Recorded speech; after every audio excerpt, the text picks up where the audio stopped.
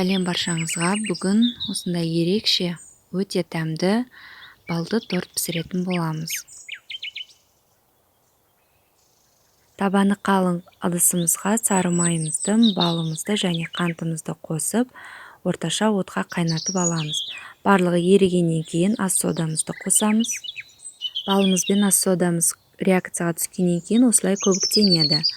Және массамыздың түсі осындай қоңыр болып шығу қажет. Енді үстіне біз 2 жұмыртқамызды қосамыз.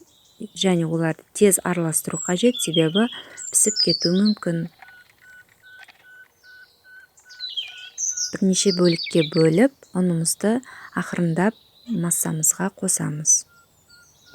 Қамырымыздың консистенциясы осындай болу қажет, яғни қоюлығы.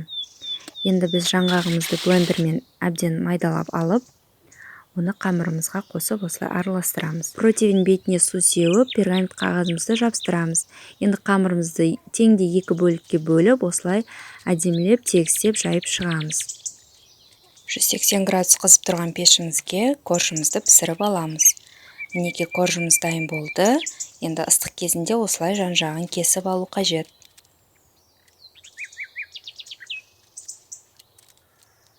Қамырымыздың екінші жартысын дәл бағанағыдай тегістеп алып, пісіріп аламыз. Енді ең оңай кремімізді дайындаймыз. Қаймағымыз бен варенканы миксерлейміз. Корждарымызды теңде 2 бөлікке бөлеміз, сонда бізде 4 корж шығады. Енді кремімізді жақсылап әр қабатына жағып шығамыз.